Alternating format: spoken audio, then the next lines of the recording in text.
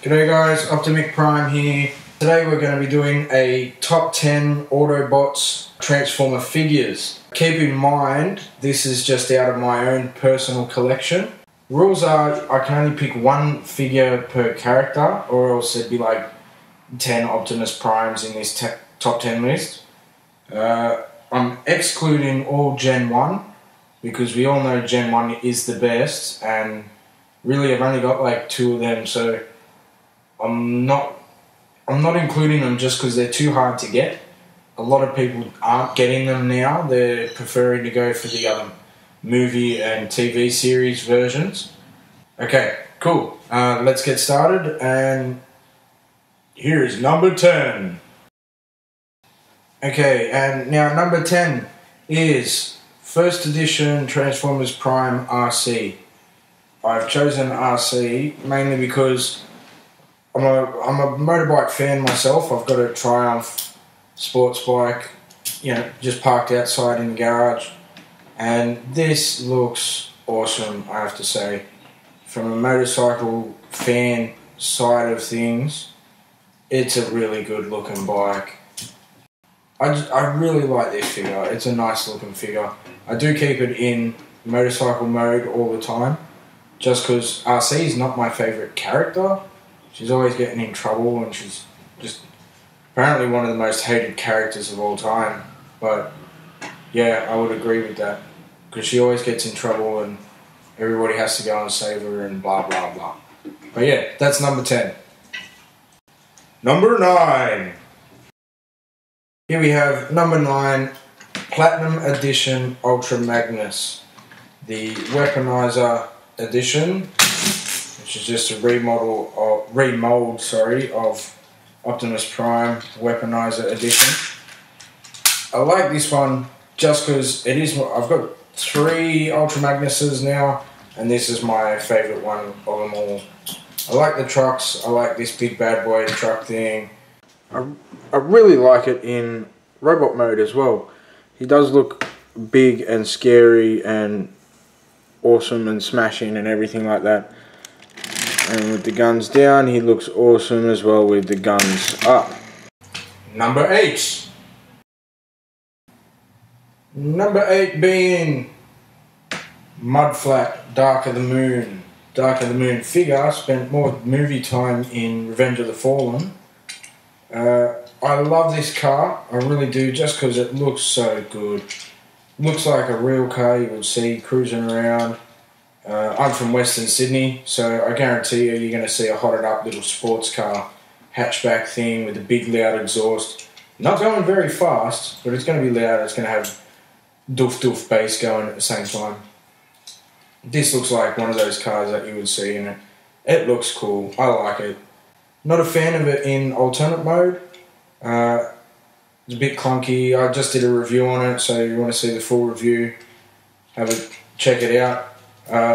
But I do love this car. Number 7.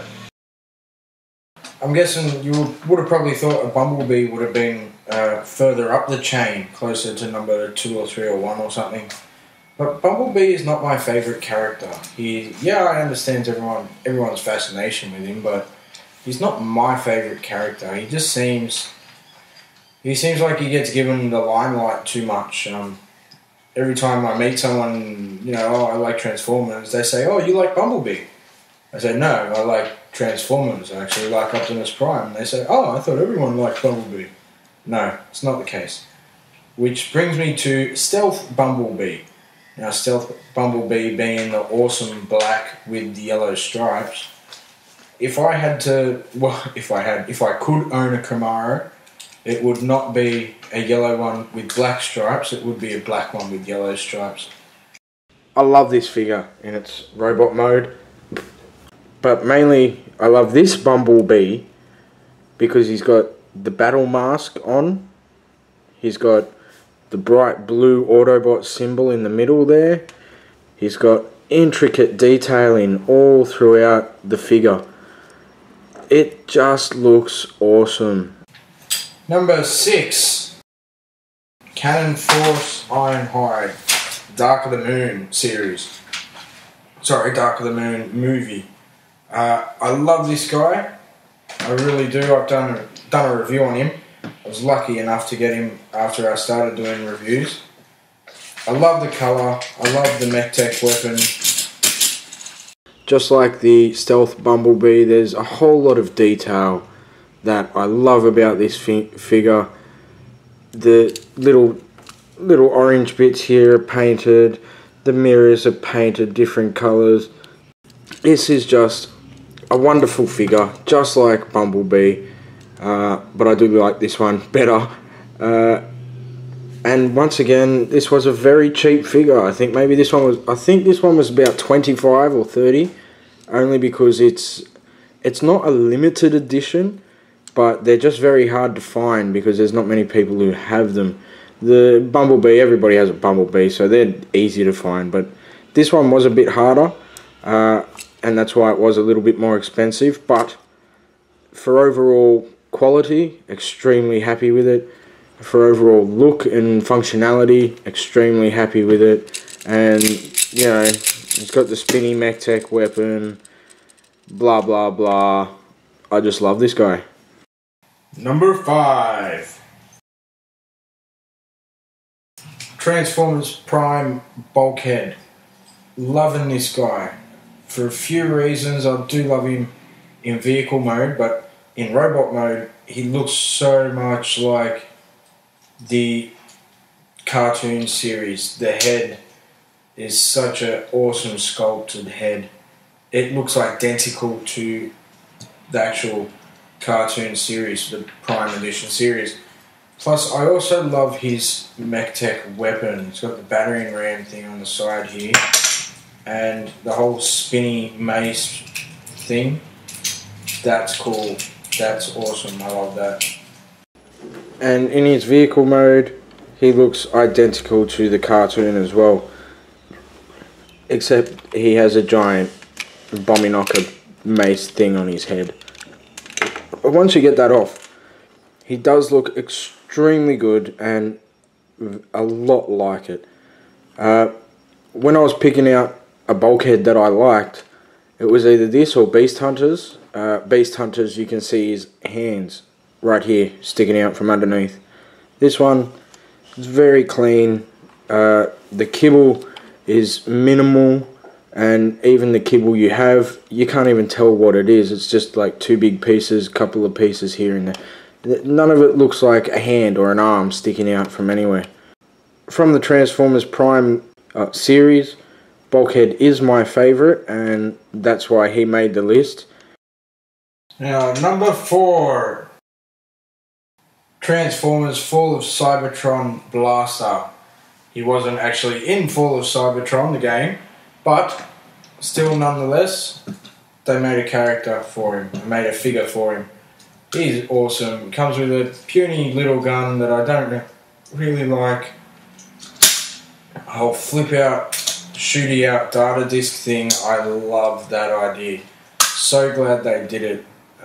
It would have been boring and not very much fun if you couldn't shoot these guys out of his chest, this being Steeljaw. He doesn't count because he's a minion. He's not going in the top 10. But Blaster, I love him. Don't love him in vehicle mode, but he's cool. And number 3 goes well deservingly to Grimlock. Grimlock being one of my favourite characters of all time. This being, for the true Transformers fans out there, you will notice this is the Platinum Grimlock that comes with the Bruticus edition. You mainly notice that because of the gold paint rather than the yellow paint. It comes with the sword, comes with the shield. You can mount them on both sides. Put that there if you really wanted to, but I don't think it looks stupid. I love this guy mainly because who doesn't love Dinobots, and who doesn't think that this looks like an awesome Transformer? I mean, it's easy to transform. There's a little bit of hollow underneath, but other than that, it's a really, really good Transformer. I love the colour. I love the fact that it's got flashing lights. It's plus Grimlock just being, like I said, one of my most favourite characters of all time. Me, Grimlock. Me look awesome in gold paint and crimson accents. Okay, number 2. I'm sure you guys would have all thought number 1 would have been Optimus Prime, but instead I'm going to go with number 2, just because I've got one more trick up my sleeve. This guy is awesome. He is probably the hardest Transformer of all times to transform.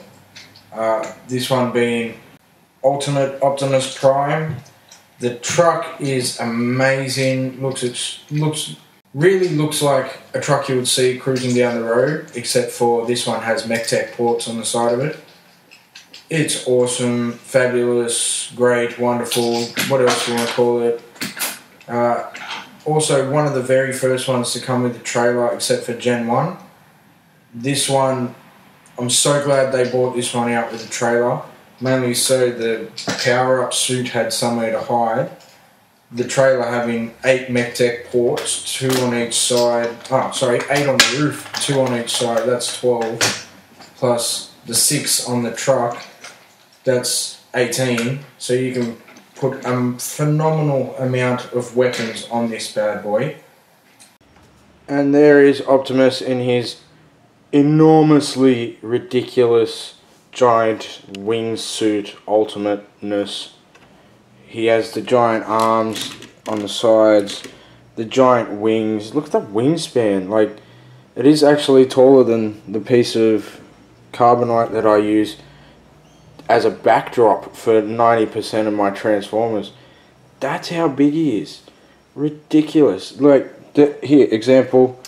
Here's a smartphone. I'm not going to say which brand it is, but there is a smartphone leaning up against his wing. It's about as big as his knee. This is the biggest and tallest Optimus Prime ever. I've chosen this one because of how epic he is. The detail in him is phenomenal. He looks good. The articulation's good. Not necessarily in his ultimate suit flying mode, because you don't get a lot of articulation out of this, but in figure mode, when you take him out of the suit, he actually does have a lot of posability.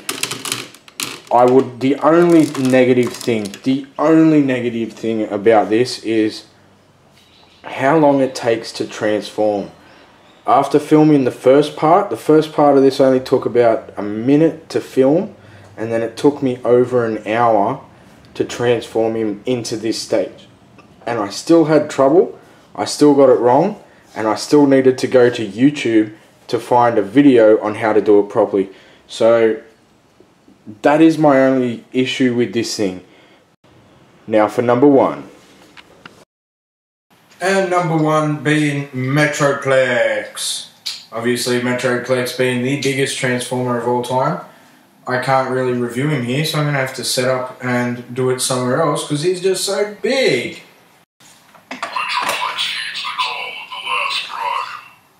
That's right, Metroplex is awesome. The biggest, the baddest. He's a city, he has a vehicle mode, but doesn't really look like a vehicle mode, it looks like a moving city. This thing has all the bells and whistles on it. This being vehicle mode, vehicle being the optional word, because a kid's not going to be able to drive this around on the carpet or, you know, the living room floor. I can barely fit it on my side table right next to my back door here. There's, for comparison, a Gen 1 Optimus Prime. Ridiculously small. It's meant to be. This is I said before, the world's biggest Transformer. It's not, it's the world's tallest. This thing is a monster, and it's great for kids, but I don't know where you're going to store it. And here he is in city mode. Ridiculously monstrous city. There's Gen 1 Prime sitting down there by his lonesome. Just for another scale perspective of how big this is. There's Gen 1 Prime. there he is sitting on Metroplex's helipad. I mean, he's on his freaking helipad. The guns are just monstrous. The gun itself is bigger than Optimus Prime. I just love this character. He's so massive. He's probably the pride and joy of my collection. Having little Scamper up here as well, little Scamper. You know, he's got storage for other vehicles. You can put another vehicle in there. He's got weapons that actually fire. Yeah, comes with 3 guns. Articulation, the hand articulation is ridiculous because all fingers individually move and even the thumb rolls around to hold onto the gun, which is awesome. That's my top 10 list. Let me know what your top 10 list is. If you think I've gone wrong somewhere, if you think I should have had a different figure in a different spot, let me know. This is Optimus Prime signing out. Bye.